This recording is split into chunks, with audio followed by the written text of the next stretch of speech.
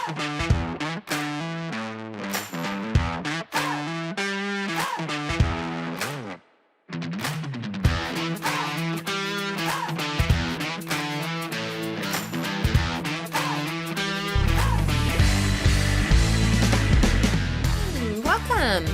to our next series. Yeah. Frankie and Michelle. So second We're here. episode, second series, very exciting. Very exciting. So welcome to the show, brought to you by two grown-ass women who proudly have an ATM card. That's an inside joke. We probably didn't cover that off in No, episode we didn't. one. Anyway, we will. We'll touch on that. Yeah.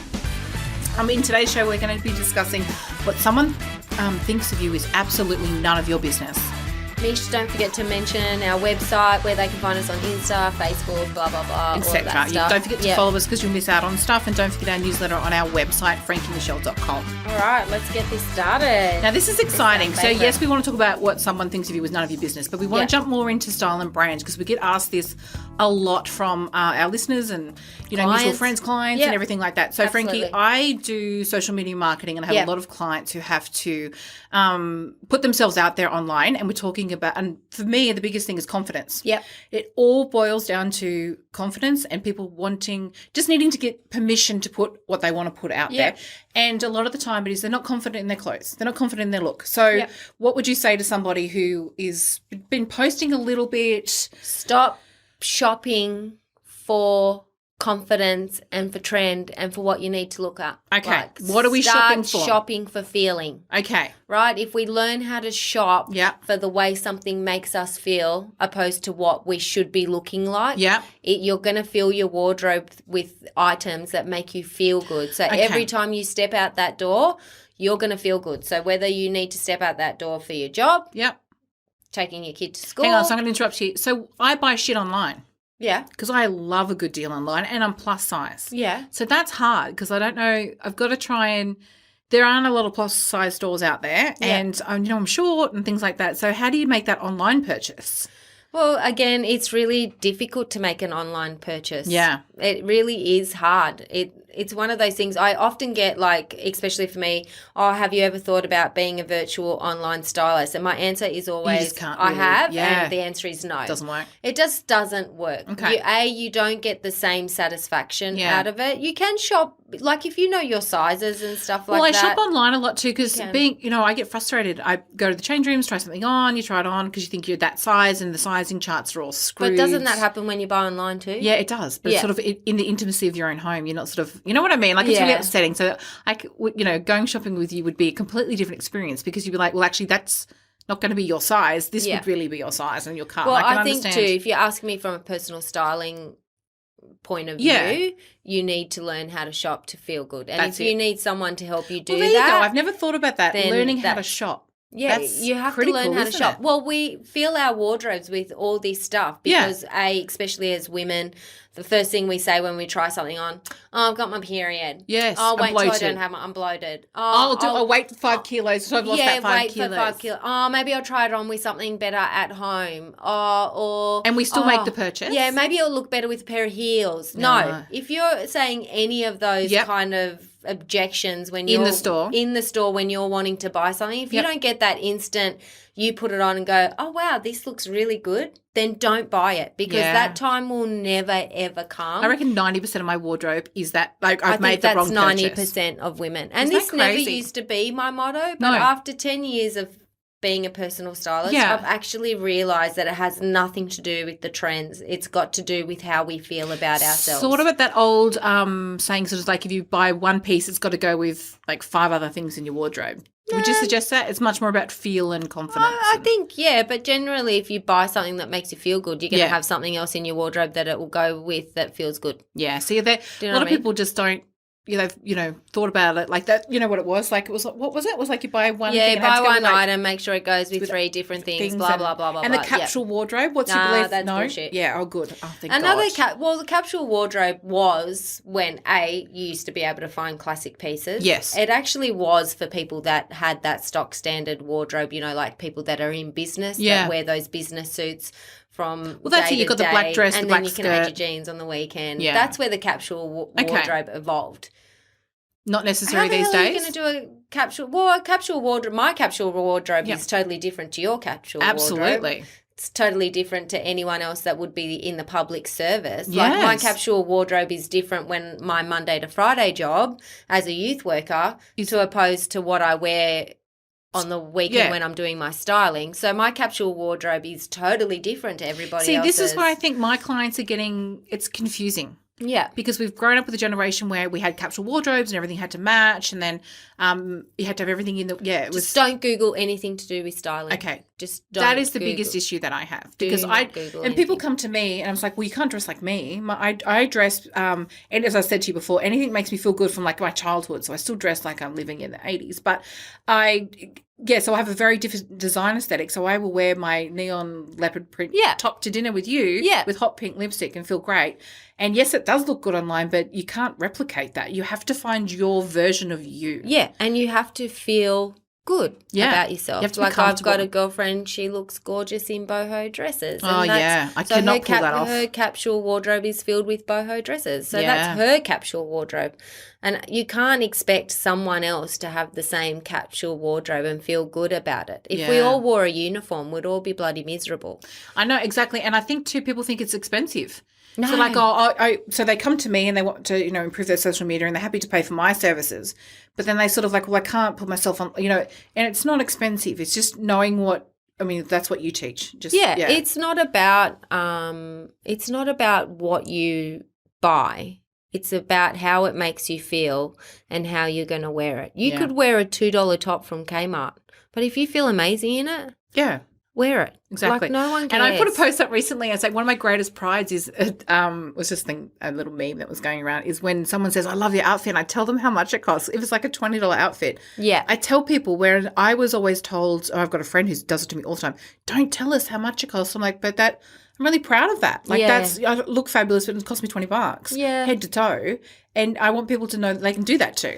Well, for me as a personal stylist, I've got 3 kids, I've got a husband, got normal, household bills and whatever. Yeah. I can't afford to shop like a fashion stylist. No. I can't afford to shop in those big stores, but I still enjoy looking good. Yeah, and you do. You look fantastic. I've only really bought a few things that were super expensive, but that was because I loved them and I felt really amazing in it. But majority of my wardrobe is Kmart, H&M, Portmans. If there's anything, I wait till it's on sale to buy it. So it's got nothing to do with the price tag. No. You can have a lot of money and still look like shit. Yeah. Oh, I know, and it happens a lot. So it just doesn't matter. If you're not dressing right to feel good, not dressing right for your proportions, not dressing right. And again, let's go back to that whole big thing. It used to be like there was 6 body shapes. No. It's not far out. No, that is the biggest load of shit and it frustrates the shit out of me. I've never met someone else with my body shape. Other than my daughter. My daughter's the only other human. As if 2.6 billion people fits into 6 body shapes. Into 6 body shapes. Okay, well that comes down to, that's why clothes are hard, because it's like they're cut for a standard stock size. Well, they're cut for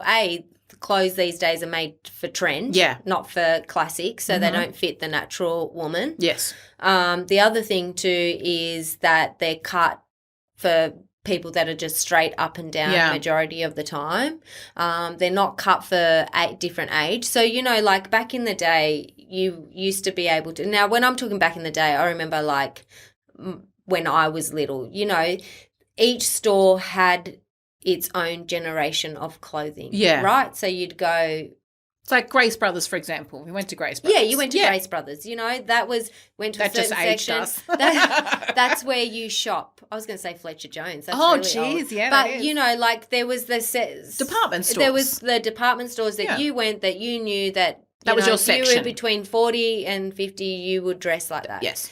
Now, and I'm not saying that 40 or 50-year-olds can't look young and hip, which is great because there's more variety. But now all the stores are just mashing together. Big time. And so it's really frustrating for the shopper. Mm-hmm. It's really frustrating just to find something good to wear. Yeah. Majority of my clients go, I come in here and leave after an hour because nothing fits good. Nothing fits. And you know what? From season to season, it does happen. Yeah. Like last season, I didn't buy anything. Yeah, okay. Well, that's interesting. I hated it all. I hated it. You didn't, there was nothing there that really caught my eye to say, I really like that. So that's like, that's why too I keep pieces in my wardrobe that do fit, that I do like them, but I'm not feeling it at the moment because it'll come back. Yeah. I go, actually I've got that. Like, I hold on to pieces. Whereas we were always sort of told, clean out your wardrobe. If you haven't worn it after a few years, get rid of it. Yeah. And I don't. I keep stuff. I keep jacket, like long coats. You keep it. So I'm gonna reveal to you how many body shapes there are. Don't. How many? There's 3.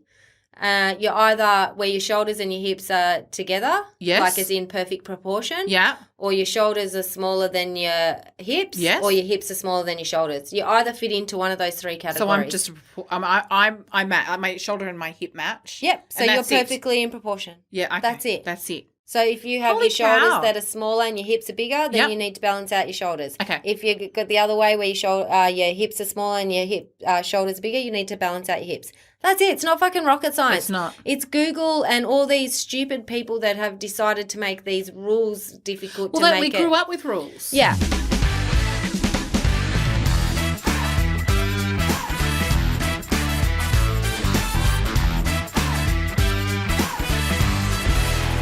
Okay, let's talk about putting ourselves online then and rules. Okay. Because everybody thinks there's a certain, you need to post once a day. You need to have like a ring light. We were just doing something in the stairs. You need to take all your photos for the whole week and plan out your life. So because I plan out my life on a day-to-day basis. So I sit with clients and I tell them to batch stuff and do stuff because of confidence levels. But the reality is who has time? No. And if you wait for that moment, sometimes it doesn't come. No. And I think that you need to have the reality that if you're going to put yourself out there, you just put yourself out there.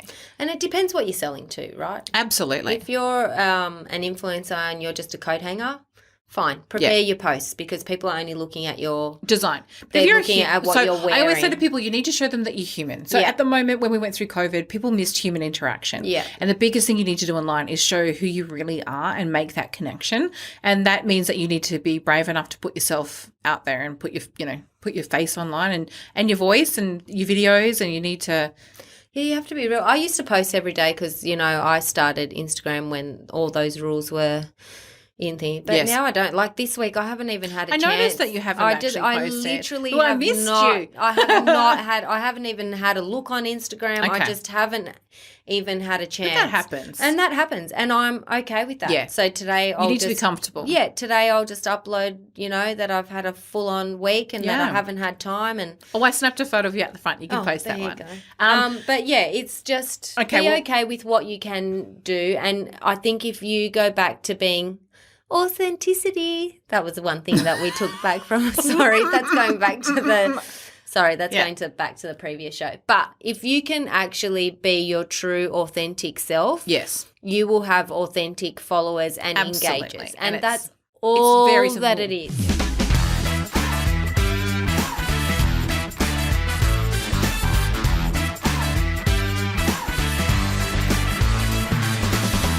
We did get a listener write into us, and she wants some advice. She said, how do you stop comparing yourself to others, not in day-to-day life, but online? So the example she gave us was that she was in a group photo, on a night out. She took the photo was taken, it was posted, this is the group, and she woke up the next day and was like, ugh, how, like, in terms of, for me, confidence-wise too, and you, like, that's going to happen. You can have a moment where something happens online and gets posted and you don't quite like it, but how do you not take that as a knock?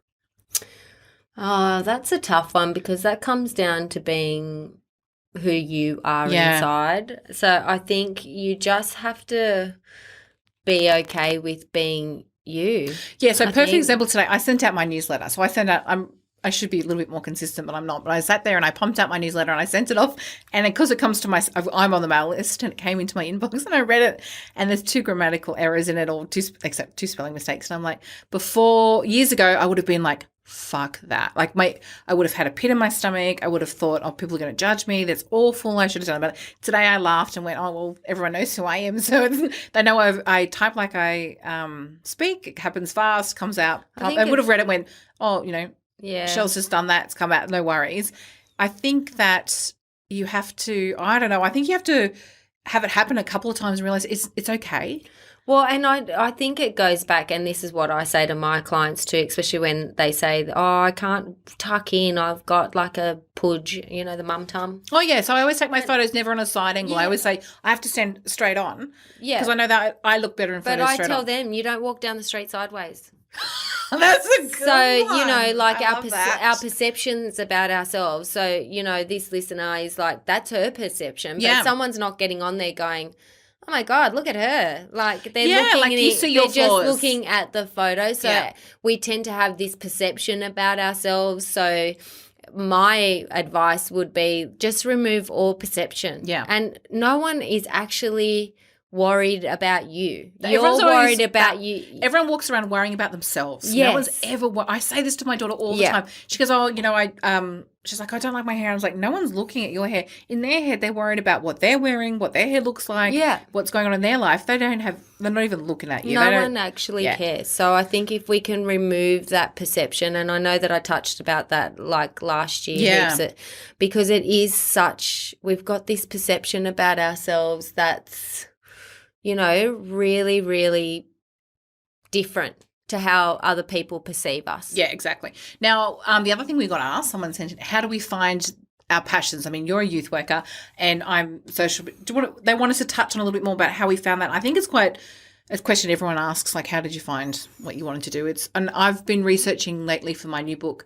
I've been asking everyone this question, and I asked you this when we had dinner the other night. What did you want to answer it? Yes. Oh. Okay. So, like how you find your passion. I do this. I always say to people, what did you want to be when you grew up? So you tell me, because I know the answer. What did I tell you? Marine biologist. Oh, yeah, we shared the same thing. It's really funny. So we were out for dinner and I'm asking everyone I meet these days, what did you want to be when you would grow up? And the reactions are amazing. I asked my accountant yesterday, and he wanted to be a truck driver. Oh, right. Yes, and I asked the most incredible people doing different things, what they wanted to be, and firemen. How many of them were actually what they wanted to be? None. My first word was fish. Not mum, not dad, it was fish. And I desperately wanted to be a marine biologist up until my teenage years, and I don't have a memory of why that went away. I don't know what it was, but what I do know is it's the colour that attracts me. It was never the research or the colour and the idea of it. So I'm a very visual person. Yeah.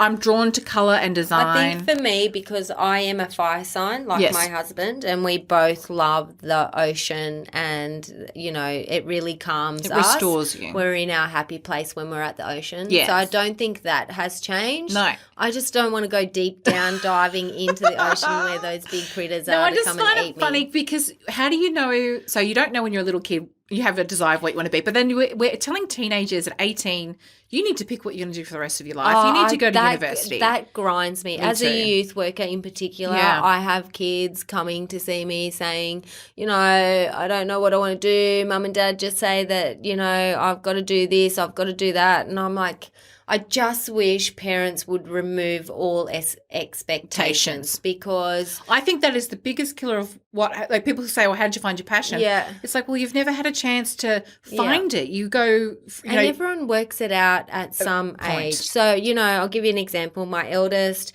he's great. He's got his shit together. He knows that he wants to be outdoor ed. So he does all the rock climbing and he wants to do snowboarding certificate. He wants to go to Canada. And then after he's finished traveling, he wants to come back and do his uni quals and do teaching. So he's got his life sorted, right? Knows what he wants. Which is fine.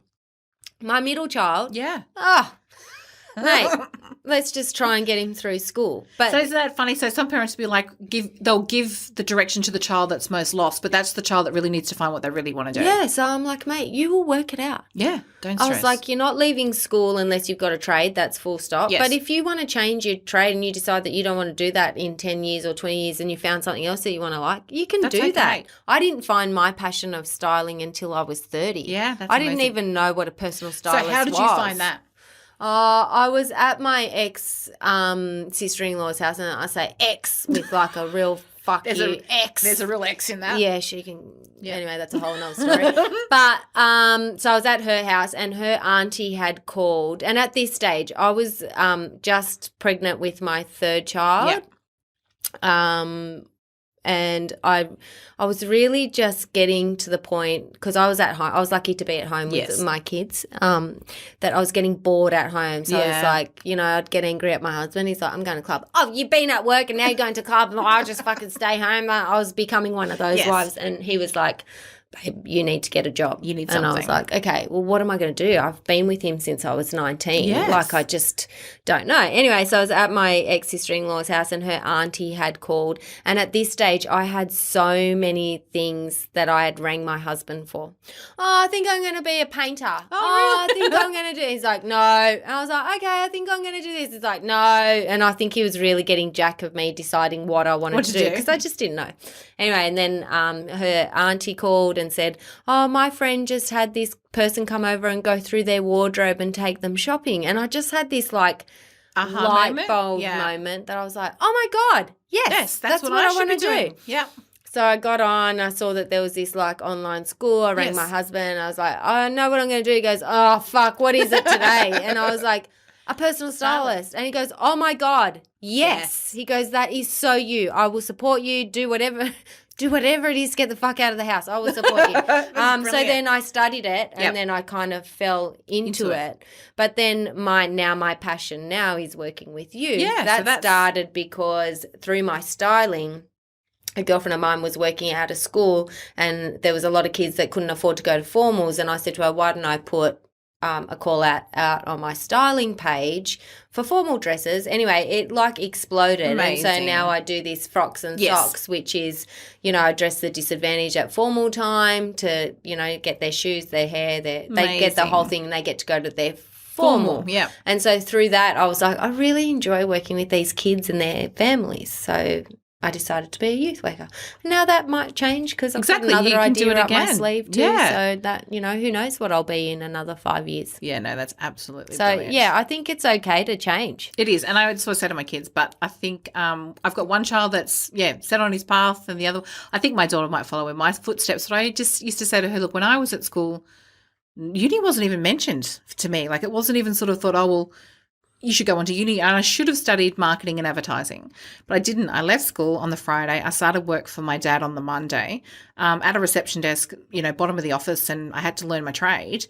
And then I got really, really bored and thought, no, I need to be doing something else. I went and did like my, you know, the first little marketing course. And then that was it. It just built slowly over time. And then I found my passion, but I had to work full time. Yeah. I had to sort of go through the years and years of working in an industry. I mean, I was a construction engineer. I built massive buildings and doing something that paid a lot of money. Up your alley. I know. I was in control freak. Bossy. So it covered the control freak button of my life. I would have seen you coming a mile away. Oh, 100%. And I did that for years, and I loved it because the pay packet was huge.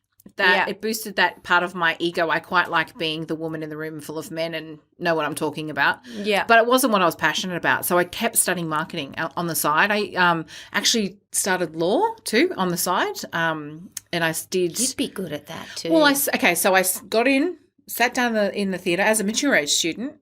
I sat in this like massive lecture hall with all these other kids, and some were kids and whatever. I wasn't that. I think I was about 22 or 23. And I rang my husband. I left. I said, I can't do this. And he goes, thank fuck he worked that out. He goes, you're smart enough, but there is no way you're going to study law, buckle down, be quiet for 5 or 6 years, and then pop out, oh, yeah, here. He goes, it's not you, but you had to prove it to yourself. Yeah. So I just stuck with the marketing, and then I went, no, this is for me. And then that was my field. Yeah, I think they were saying that this day and age, kids will have something like up to 13 career changes in their life. But they flow now. So you can study one thing at uni and the degrees are better because it gives you more sort of reach in what you're doing with individual degrees. But things relate within all the different industries. Yeah. And it just works. I think you just have to, I think passion, if you're lucky enough to work as one of your passions, right, you're lucky. It's a privilege. I think here in Australia we live totally different lives. Like we work to live opposed to when overseas that you live to work. Yes. Whereas, and I don't think that we've got that right. So a lot of people are in these unhappy jobs because our house prices are, our living expenses are massive. Everything is like, expensive. So we don't really live our lives. So a lot of us are in these jobs that we don't.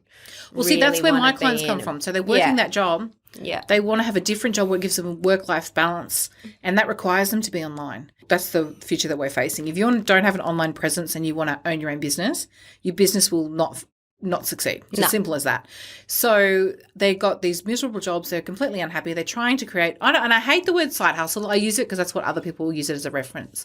They're trying to create this, they dream their other business on the side because they know there's a better life out there, but it's fucking hard to do both. Work full-time in a job that you hate, plus do, like us, the kids, and try and do things. But I think the key is if you love it, you just chip away at it. Yeah, I know. People always, like my friends always say to me, oh my God, you're crazy. Like, why do you work so hard? Yeah. But my styling isn't work for me. That's it. It's an outlet. It's my creative side. I do it with my eyes closed. I really enjoy it. My Monday to Friday, that's my job. Yes. But you enjoy that. You're lucky enough to enjoy it. I enjoy it, but and I know it takes a lot out of you too. Yeah, it's very emotionally draining, and I do love it. But a lot of energy goes into it. I don't know how much will I last in the industry because it is kind of one of those things that I reckon one day you just get to a point where you just realise you can't help. Yeah. Do you know what I mean? Absolutely. And for me, who's a helper, at least after a styling session, I've helped that person. Do you know what I mean? I've helped, and I leave on a high. Yeah, I do. There's some days that I don't leave work on a high, and so how many years have you got? I don't think I've got. You know what I mean? So that's interesting because the other day I started work at 4:30 and I finished at 11:30 at night. Wow! And I got in, but you love it. I climbed into bed and I thought to myself, oh no, fuck, I'm going to get up because there was something else I wanted to do. And it wasn't because I've got to go do it. It's like, I just want to get that done. And I set the alarm. I was up at 5 a.m. working again. And it's literally because I love it. Yeah. Pure joy. Absolutely. So I guess the key of today's episode is do what you love. Yeah. Find your passion. Find your passion. Yeah. Lose all perception. And I think, too, we haven't really talked about, we've got a few minutes left, so let's talk about that. What someone else thinks of us is none of our business. So episode 1, we're talking about the incident that happened with us and whatever. And I think, too, so what I wear, I think you know that about me, too. Like, my boobs are out. I don't really care. What somebody thinks of what I'm wearing is absolutely none of, like, what they think of me is none of my business. No. And I always say that to people about what you've put online. And if you go to my Instagram feed, there's a picture of me with my ass and bikini hanging out, over the summer. If you've got a problem with that, that's your problem.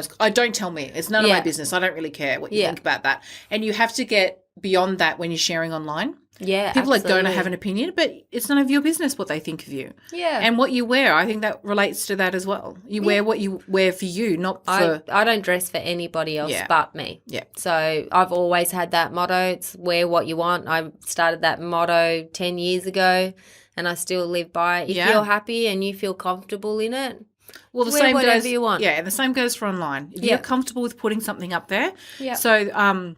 follow your gut instincts. Well, I got a girlfriend who shares her breastfeeding journey and she gets hit hard by people with opinions. And it's like, well, that's none of your business. Like, don't worry about what they're saying. And I know it appears in her inbox and things like that, but the reality is I just block. I seriously do. As soon as I see a comment that I don't like or someone's inboxed me some crap, I'm like, block it. Like I always don't. No, I have to block the sleaze. I hit because, as I said, I put my ass in a bikini. And you got all the sleaze bags. I get sleaze. Yeah, I get lots of sleazies, but I just block. Block. Because as much as social media is good or bad, you actually have the right to not have that person. That's it. Showing up in your feed or in your inbox, in your thingy. So just block. And sometimes when, you're following people because you kind of have to, you don't actually need to see their shit. Well, I said that to someone the other day. It was, that was slightly uncomfortable with someone that they still need to say. I said, listen, you can actually mute people on Facebook for 30 days. If you need a break from them, take the break. But you can just, even on Instagram. So I had this girl that I followed that was always taking photos of herself in lingerie and thingy, just mum, and I don't agree with that. Yep. And it makes me feel really uncomfortable because I think one day your kids are going to grow up and their friends are going to see that. Like, I just don't think I wouldn't want my kids' friends seeing me in my underwear. That's just wrong. Anyway, but I don't dislike her. That's just what she chooses to put on there and that's her thingy. But I didn't want to see that every day. So I just blocked her from like from me seeing it. Good. You can do that. So you always have a choice. Yeah, so you can go for gold, lady. You want to do that and people want to love seeing you in that, that's fine. There are I people don't want that to do, see that. and that's right. And that's her thing, and that's what she wants to do. That brings her joy. Yeah. Okay. Anyway, well, I think that's a wrap